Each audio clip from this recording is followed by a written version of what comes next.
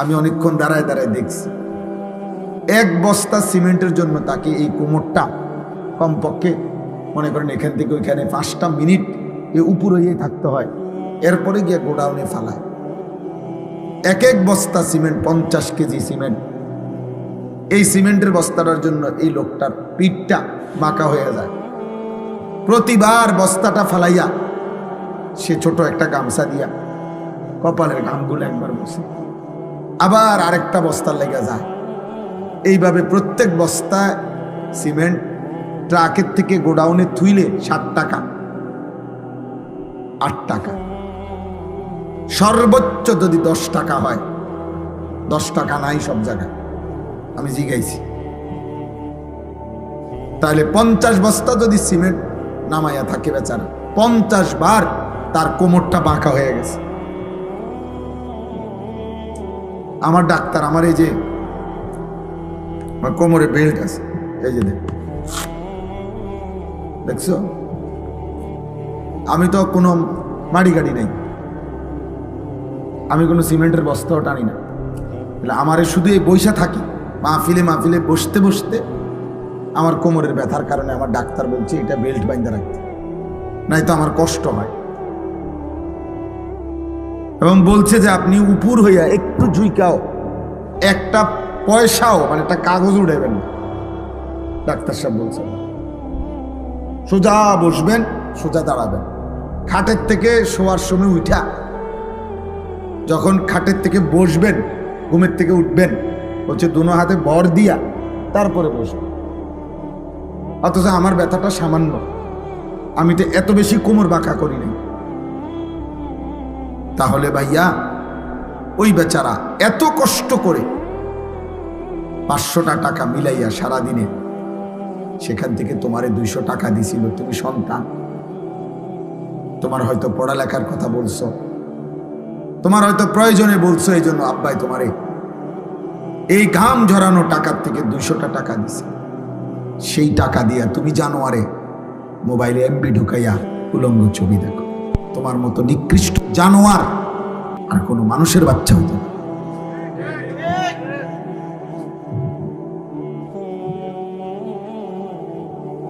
এত বড় নিকৃষ্ট হাইওয়ান, পশু, এত বড় চতুষ্পদ জন্তু কোনো মানুষের বাচ্চা হইতো না। করলিটা কি বেটা? তোর বাবার কি পরিমাণ ঘাম ঝরছে। এক বাটি ভাত যদি তার মায় বলে যে দিয়ায় তোর আব্বারে দোকানে, এতে পারত না। এতে শয়তান বন্ধু নামের শয়তান, এই শয়তানরা দাঁড়ায় রয়েছে রাস্তা, এই শয়তানদের সাথে সে মোবাইল টিপতে যাবে, উলঙ্গ ছবি দেখতে যাবে। এই জন্য শয়তান বন্ধু নামের শয়তানদের লগে আড্ডা দেওয়ানোর জন্য বাপের বাড়িটা শুধু মায়ের বাইরে দিছে, বাদ দোহানে কিন্তু দিয়ে যাবে, হতে পারত না। লইয়া ছুটছে ধমকের লগে, পরের বেলা মার ভয়ে, আতঙ্কে, সন্তানের ভয়ে মার আর কোনোদিন বলে না, বাপে সন্তানের ভয়ে আর কোনোদিন বলে না। হয়তো দুপুর 2টার খানা বাপ মাগরিবের আগে হয়তো খায়, তবুও সন্তানরে বলে না যে তে যে পরিমাণ অসিব্য, তে যেভাবে গারফাক দেয়, থাক তারে কইও না।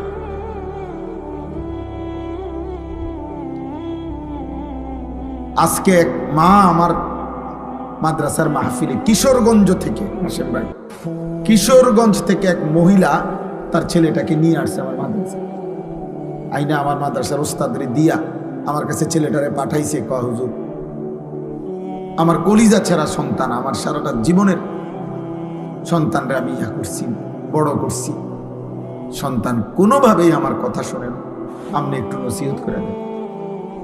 তো এ কথা বলতে গিয়ে যে মহিলা কাঁদলো, চোখের পানি পড়লো। আমি শুধু ওই ছেলেটারে বলছি, রে বাপ, তোমারে আমি কোনো কথা শুনতে চাই না, আমি শুধু এতটুকু কথা বলছি। আমি বলছি ওই ছেলেরা, আমি বলছি বাপ, তোরে আমি বললাম আমার নাম মনে রাখিস, যে মায়ের চোখের পানি ফেললে এতগুলো, যদি আল্লাহর কসম যদি ফিরে না আসো, মার কথা মতো আল্লাহর নাফরমানি যদি না ছাড়ো, আমি বললাম তুই পথে পথে ভিক্ষা করবি।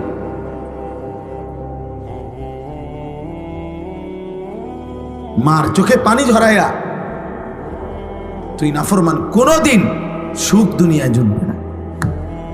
পুরা দুরা কয়েকদিন চলতে পারবা, এমন জায়গায় থমকে যাবা মায়েরা বদ্দুয়ায়, যেদিন আর ঘুরে দাঁড়াইতে পারতাম। কয়শো নজির লাগবে তোমার, কয় হাজার দলিল লাগবে। বাফেরে কষ্ট দিয়ে সুখে থাকবা, হ্যাঁ?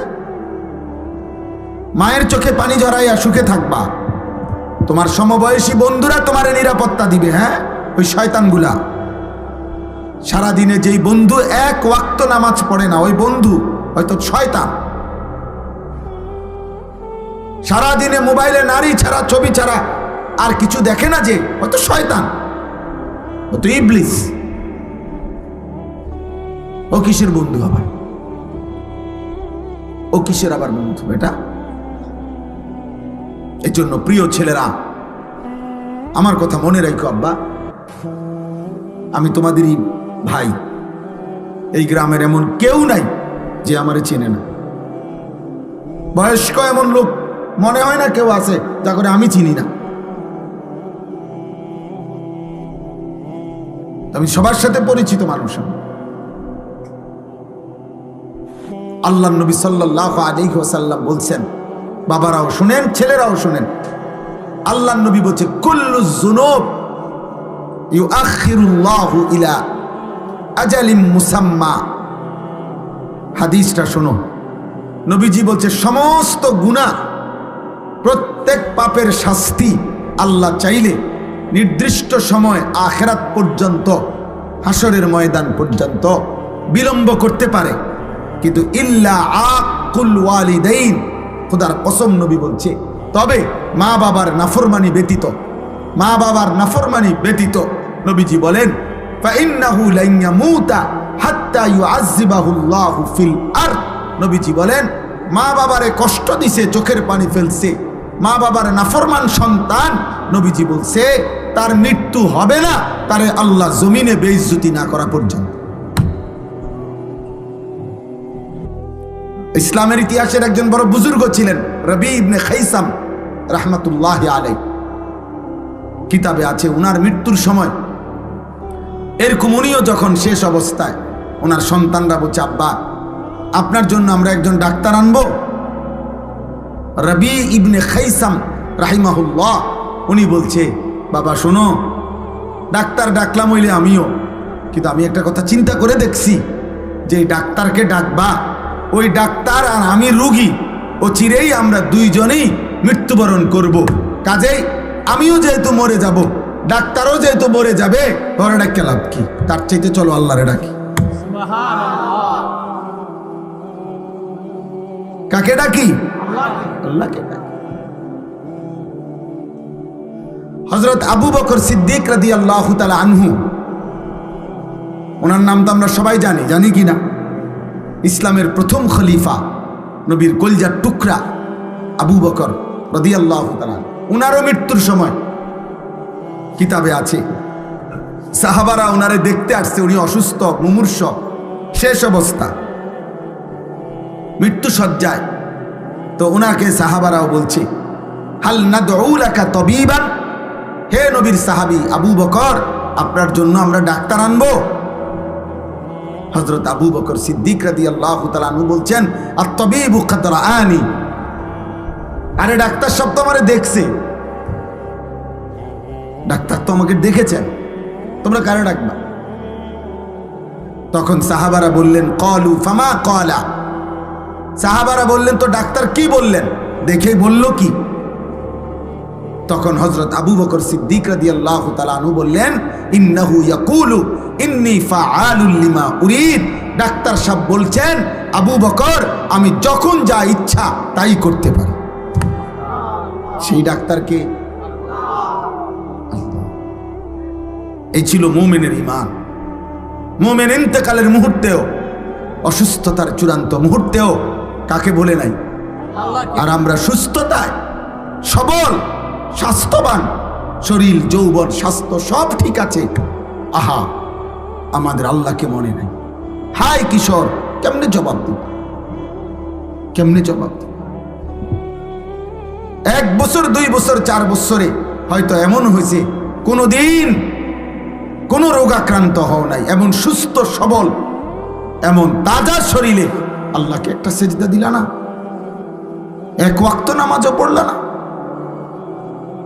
365 দিনের 1 বছরে কোনোদিন ফজরের নামাজ পড়লা না? তোমার উপরে ফজরের নামাজ ফরজ হয় নাই? আল্লাহ নবী সাল্লাল্লাহু আলাইহি ওয়াসাল্লাম বলছেন, যে ফজরের নামাজ পড়ে না সে মুনাফিক। কসম আল্লাহ, নবী বলছে সে মুনাফিক, মুনাফিক, মুনাফিক।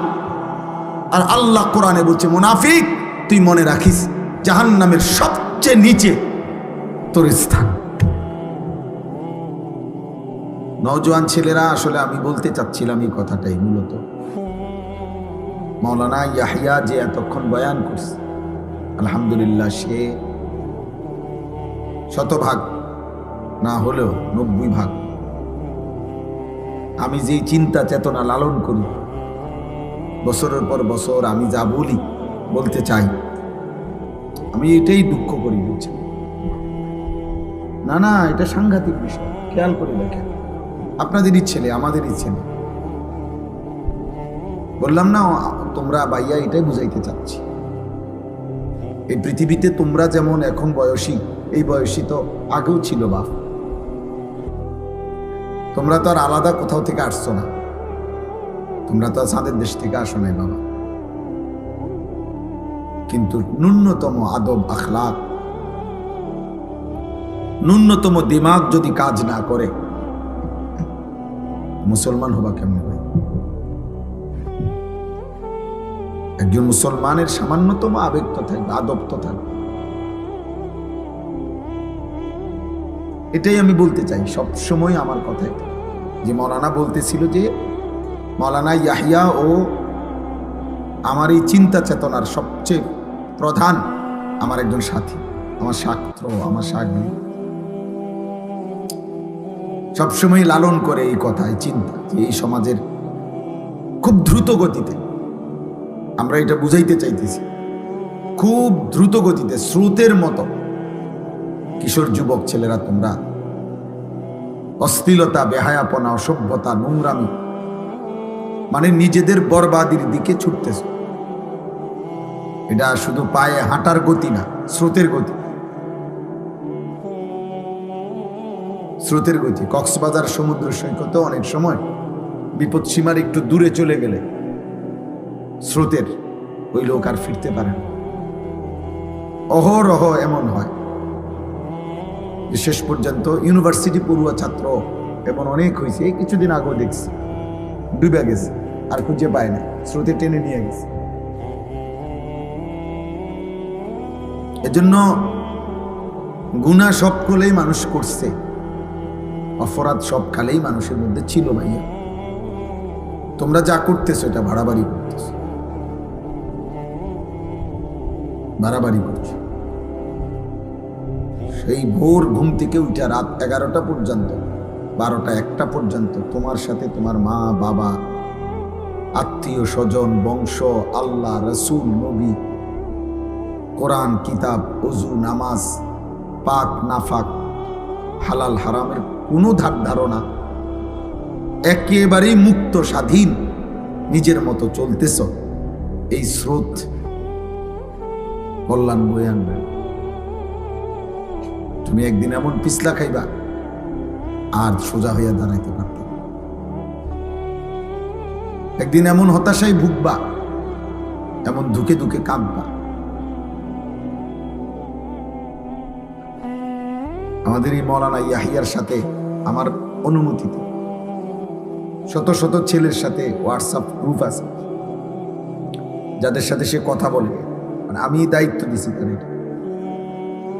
এটা একসাথে কমপক্ষে 300-র উপরে বেশি ছেলে আছে তার গ্রুপে,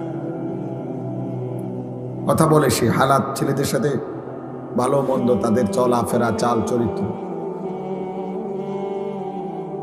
তো তোমারে যদি শুনাই যে ক্লাস 9-এর ছাত্র কি কয়, পাগল হয়ে যাবে। কি বলে? গুনাহ, অসভ্যতা, জিনা, ব্যভিচার, নোংরামি।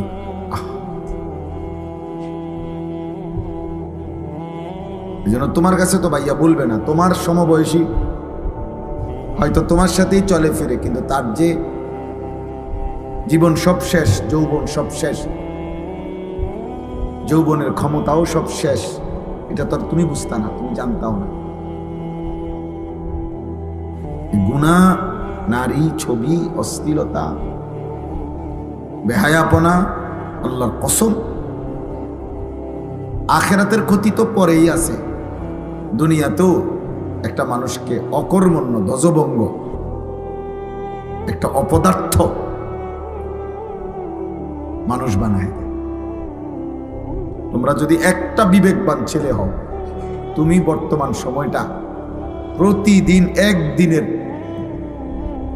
কমপক্ষে 10টা চ্যানেলের খবরের দিকে দেখো, খবরে কি কয় দেখবা। চারিদিকে পারিবারিক অশান্তি, পরকিয়া, পুরুষ অন্য মহিলার লগে, মহিলা অন্য পুরুষের লগে, ছেলে মেয়ের, মানে অর্থাৎ সর্বত্র মানুষের জীবনটা দুর্বিষহ, দুর্বিষহ। কেউ মনে হয় যেন তৃপ্তি পাচ্ছে না, অতৃপ্ত, অতৃপ্ত। এটা অধঃপতনের অর্ধেকের কাছে পৌঁছে গেছে। এই দেওয়াল ভাঙা যাবে।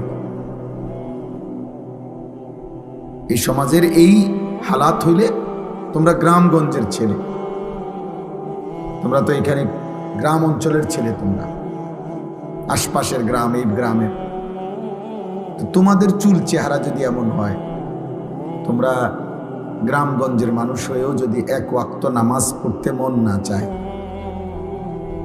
তাহলে কোটিপতির সন্তান, বিত্তশালী, তাদের কি হালাত, তাদের হালাত কি? অথচ অনেকের বাবা আছে অল্প আয়ের মানুষ, কষ্ট করে উপার্জন করে নিজে না খাইয়া, নিজের হয়তো একটা গেঞ্জি, একটা লুঙ্গি, কিন্তু সন্তানের জন্য সব উজাড় করে দেয়। কিন্তু তোমরা যা করতেছো এর বিনিময়ে এটা ঠিক না। আজ হোক কাল হোক পস্তাইতে হবে, আফসোস করতে হবে। তোমার আব্বা তোমার সমবয়সী না, কাজে স্বাভাবিক হিসাব হইল, হতে পারে স্বাভাবিক হিসাবে তোমার আব্বা তোমার আগে খবরে চলে যাবে, কিন্তু তোমার কপাল নিয়ে তুমি থাকতে হবে। অভাব, দারিদ্রতা, দুর্ভিক্ষ সারা পৃথিবীতে ধেয়ে আসছে। গতকালকেও আমি শুক্রবার, গতকাল নিয়ে গেল শুক্রবার, গতকালকে আমেরিকার একজন, আমেরিকায় প্রবাসী, আমাদের গুরুত্বপূর্ণ শিক্ষিত একজন ব্যক্তি, ওনার সাথে কথা বলছি। এই মুহূর্তে এক ভরি স্বর্ণের দাম 2,09,000 টাকা। ব্যাপারটা কি? হ্যাঁ, ব্যাপারটা কি? আশ্চর্য রকম, মানে এক ভরি স্বর্ণের দাম 2,09,000 টাকা।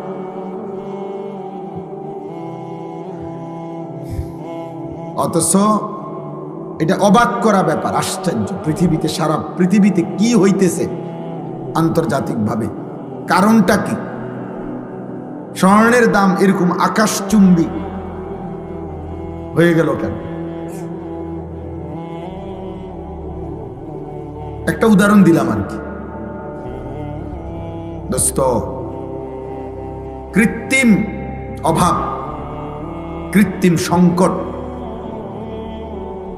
কৃত্রিম দুর্ভিক্ষ তৈরি করা হবে এই পৃথিবীতে, মনে রাখি। হ্যাঁ, উনি আরো অনেক তথ্য দিছে যেগুলা এমনি স্বাভাবিক সবার সামনে বলার মতো। হ্যাঁ, এই জন্য বললাম, ধরে নাও পকেটে টাকা আছে কিন্তু মার্কেটে পণ্য নাই। ধরে নাও মার্কেটে পণ্য আছে, পকেটে টাকা নাই, তখন কি করবো আব্বা? বলে একজন উচ্চ পদস্থ ব্যক্তি, আমার মুসল্লি, উনি আমার শুনেছেন, হুজুর আপনি এখন কথা বলেন। ওনার একজন লোক বাংলাদেশের কুমিল্লা ছাতিপট্টির বড় জুয়েলার্সের মালিক, স্বর্ণ ব্যবসা, উনি বলতেছে খুচরা কাস্টমার নাই বললেই চলে। কে কিনবে 2,09,000 টাকা দিয়ে স্বর্ণ কিনতে যাবে? খুচরা কাস্টমার নাই, অর্থাৎ একটা শ্রেণী ভিক্ষুক হয়ে যাবে হয়তো এরা, আর যারা এগুলারে মজুদ করে লাইতেছে তারা কৃত্রিমভাবে পৃথিবীতে অনেক বড় সংকট তৈরি করবে। এটা একটা বললাম, এরকম অসংখ্য বিষয়। এজন্য দোস্ত আমি এখানে অর্থনীতি বুঝাইতে আসি না বা পণ্ডিতি কথা বুঝাইতে আসি না। আমার উদ্দেশ্য হলো আমরা যেভাবে আমাদের আল্লাহর সাথে সম্পর্ক ছিন্ন করতেছি, আল্লাহকে যে পরিমাণ নারাজ করতেছি আমরা, আমাদের উপরে বড় সড় মুসিবত আসবে, বড় সড়।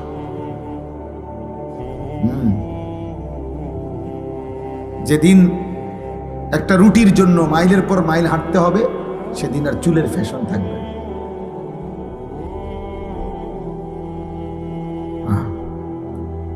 বাংলা ভাষায় একটা কবিতা ছিল আগে, অনেক আগে, দুর্ভিক্ষের সময়, যে ভাত দে নয়তো মানচিত্র গিলে খাবো। অভাবের তাড়নায় কবি বলছিল যে ভাত দে নয়তো কি মানচিত্র, মানে পুরা দেশ গিলে খাবো। এটা, এই ছবিটা তো আছে এখনো, আমরা তো ছোটবেলায় পড়ছি। 1974 সালের দুর্ভিক্ষে কুকুরে এবং মানুষে একই ডাস্টবিন থেকে পচা লাশ আর পচা খাবার তুলে খাইছে। শিল্পাচার্য জয়নুল আবিদিনের মনে আছে এই ছবি? আমরা ছোটবেলায় স্কুলে পড়ছি না, প্রাইমারি স্কুলে, আমি তো পড়ছি। 74-এর মনন্তর, 74-এর দুর্ভিক্ষ, এতে কয়দিন আগে, 74 সাল তো এই মধ্যে, এখনো 50 বছর হয় বা একবার মুখোমুখি 51 বছর। এজন্য বাবা আমি বললাম, প্রিয় ভাই, এত অসভ্যতা, এত চরিত্রহীনতা একজন সুস্থ স্বাভাবিক মুসলমান করতে পারে। তোমাদের চেহারা দেখলেই বোঝা যায় বাপ, সারা দিনে মোবাইল ছাড়া, নারী ছাড়া, ছবি ছাড়া, উলঙ্গপনা ছাড়া আর যে কোনো কাজ নাই তোমাদের হাতে, এটা চেহারা দেখলেই বোঝা যায়। তোমাদের অসংখ্য ছেলের চেহারা দেখতেই বোঝা যায় গত 6 মাসে না, গত 2-4 বছরে কোনোদিন 5 ওয়াক্ত প্রতিদিন নামাজ পড়ছো কিনা তার কোনো চিহ্ন তোমাদের চেহারায়। কি খবর বাপ, এত নষ্ট হয়ে গেল এখন?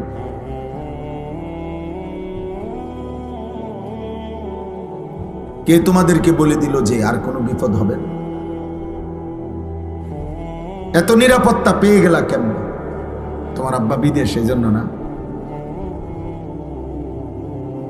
তোমার আব্বা বিদেশ মনে করছো এই জন্য না? মানে বিদেশের উপরে কোনো মুসিবত আইবে না, কথা বলে না? ইউরোপের উপরে কোনো মুসিবত আসতে পারে না, মধ্যপ্রাচ্যের উপরে কোনো মুসিবত আসতে পারে না। ফিলিস্তিন আরব না? ফিলিস্তিন যেটা গাজা, ফিলিস্তিন তা আরবের অংশ। 52 বৎসর যে সিরিয়া জুলুমের শিকার ছিল তা আরব। ইয়ামানের মধ্যে, আরব দেশ ইয়ামান, লক্ষ লক্ষ মানুষ ভিখারি ক্যাম্পে থাকে, শরণার্থী শিবিরে।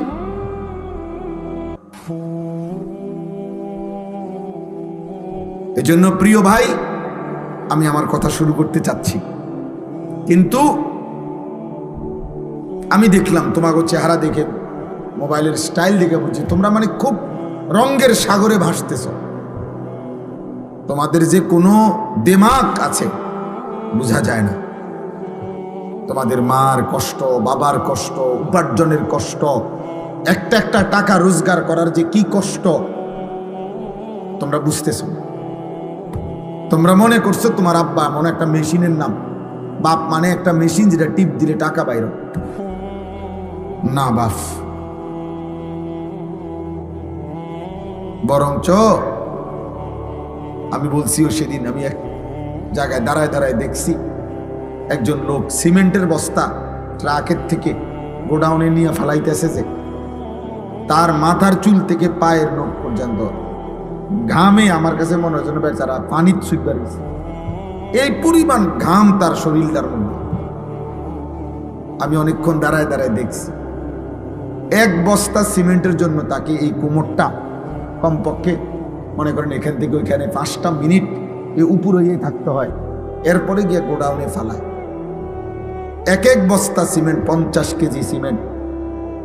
এই সিমেন্টের বস্তাটার জন্য এই লোকটার পিঠটা বাঁকা হয়ে যায়। প্রতিবার বস্তাটা ফালাইয়া সে ছোট একটা গামছা দিয়া কপালের ঘামগুলো একবার বসে, আবার আরেকটা বস্তা লেগে যায়। এইভাবে প্রত্যেক বস্তা সিমেন্ট ট্রাকের থেকে গোডাউনে থুইলে 60 টাকা, 8 টাকা, সর্বোচ্চ যদি 10 টাকা হয়। 10 টাকা নাই সব জায়গায়, আমি জিগাইছি। তাহলে 50 বস্তা যদি সিমেন্ট নামাইয়া থাকে বেচারা, 50 বার তার কোমরটা বাঁকা হয়ে গেছে। আমার ডাক্তার, আমার এই যে কোমরে বেল্ট আছে, এই যে দেখছো, আমি তো কোনো মাড়ি গাড়ি নেই, আমি কোনো সিমেন্টের বস্তাও টানি না। আমার শুধু এই বৈশা থাকি মাহফিলে বসতে বসতে আমার কোমরের ব্যথার কারণে আমার ডাক্তার বলছে এটা বেল্ট বাইন্ধা রাখতে, নাই তো আমার কষ্ট হয়। এবং বলছে যে আপনি উপর হইয়া একটু ঝুইকাও, একটা পয়সাও মানে একটা কাগজ উঠাবেন না। ডাক্তার সাহেব বলছেন সোজা বসবেন, সোজা দাঁড়াবেন। খাটের থেকে শোয়ার সময় উঠা, যখন খাটের থেকে বসবেন, ঘুমের থেকে উঠবেন, হচ্ছে দুনো হাতে ভর দিয়া তারপরে বসবেন। অথচ আমার ব্যথাটা সামান্য, আমি তো এত বেশি কোমর বাঁকা করি নাই। তাহলে ভাইয়া ওই বেচারা এত কষ্ট করে 500টা টাকা মিলাইয়া সারাদিনে, সেখান থেকে তোমারে 200 টাকা দিছিল। তুমি সন্তান, তোমার হয়তো পড়ালেখার কথা বলছো, তোমার হয়তো প্রয়োজনে বলছো, এই জন্য আব্বাই তোমারে এই ঘাম ঝরানো টাকার থেকে 200টা টাকা দিছে। সেই টাকা দিয়া তুমি জানোয়ারে মোবাইলে এমবি ঢুকাইয়া উলঙ্গ ছবি দেখো। তোমার মতো নিকৃষ্ট জানোয়ার আর কোনো মানুষের বাচ্চা হতে পারে?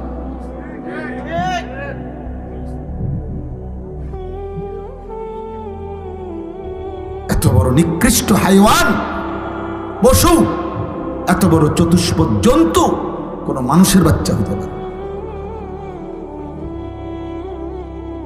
করলিটা কি বেটা? তোর বাবার কি পরিমাণ ঘাম ঝরছে। এক বাটি ভাত যদি তার মায় বলে যে দিয়ায় তোর আব্বারে দোকানে এতে পারত না, এতের শয়তান বন্ধু নামের শয়তান, এই শয়তানরা দাঁড়ায় রয়েছে রাস্তা, এই শয়তানদের সাথে সে মোবাইল টিপতে যাবে, উলঙ্গ ছবি দেখতে যাবে। এই জন্য শয়তান বন্ধু নামের শয়তানদের লগে আড্ডা দেওয়ানোর জন্য বাপের বাড়িটা শুধু মায়ের বাইরে দিছে, বাদ দোহানে কিন্তু দিয়ে যাবে হতে পারত না। লইয়া ছুটছে ধমকের লগে, পরের বেলা মার ভয়ে আতঙ্কে, সন্তানের ভয়ে মা আর কোনোদিন বলে না, বাপে সন্তানের ভয়ে আর কোনোদিন বলে না। হয়তো দুপুর 2টার খানা বাপ মাগরিবের আগে হয়তো খায়, তবুও সন্তানরে বলে না যে তে যে পরিমাণ অসিব্য, তে যেভাবে গারফাক দেয়, থাক তারে কইও না।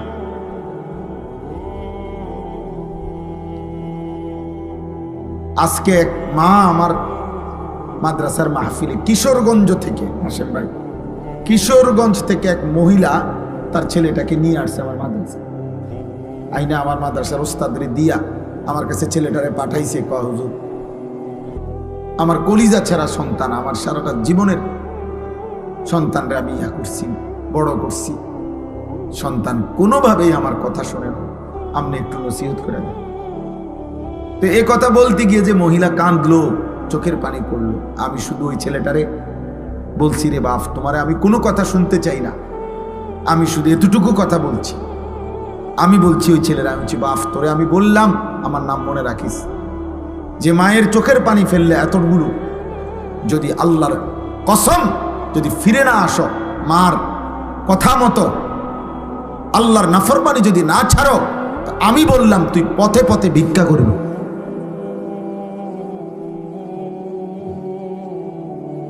মার চোখে পানি ঝরাইয়া তুই নাফরমান, কোনোদিন সুখ দুনিয়ায় জমবে না।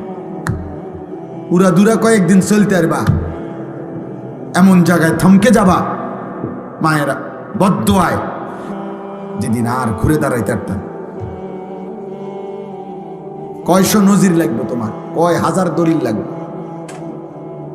বাফেরে কষ্ট দিয়ে সুখে থাকবা? হ্যাঁ, মায়ের চোখে পানি ঝরাইয়া সুখে থাকবা? তোমার সমবয়সী বন্ধুরা তোমারে নিরাপত্তা দিবে? হ্যাঁ, ওই শয়তানগুলা। সারাদিনে যেই বন্ধু এক ওয়াক্ত নামাজ পড়ে না, ওই বন্ধু হয়তো শয়তান। সারাদিনে মোবাইলে নারী ছাড়া, ছবি ছাড়া আর কিছু দেখে না, যে হয়তো শয়তান, হয়তো ইবলিস। ও কিসের বন্ধু আবার? ও কিসের আবার বন্ধু এটা? এর জন্য প্রিয় ছেলেরা, আমার কথা মনে রাখো আব্বা, আমি তোমাদেরই ভাই। এই গ্রামের এমন কেউ নাই যে আমারে চেনে না।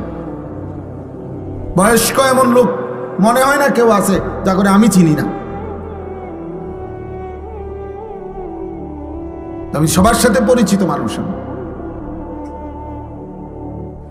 আল্লাহর নবী সাল্লাল্লাহু আলাইহি ওয়াসাল্লাম বলছেন, বাবারাও শুনেন, ছেলেরাও শুনেন, আল্লাহর নবী বলছে, কুল্লু যুনুব ইউআখিরুল্লাহু ইলা আজালিম মুসাম্মা।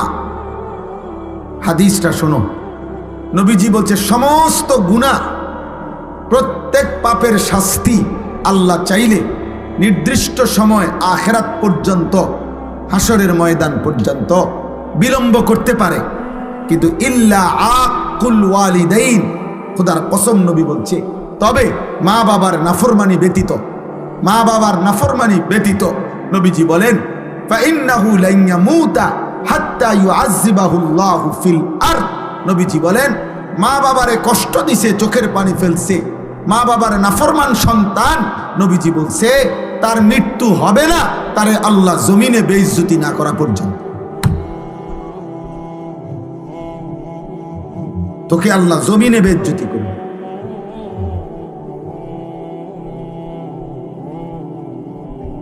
হ্যাঁ,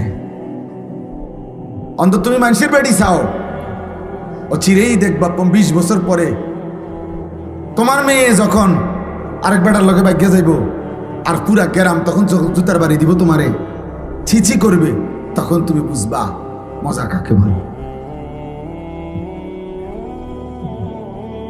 তোমার পাপের শাস্তি কোন হান দিয়া বাইর হয়, তখন টের পাবে।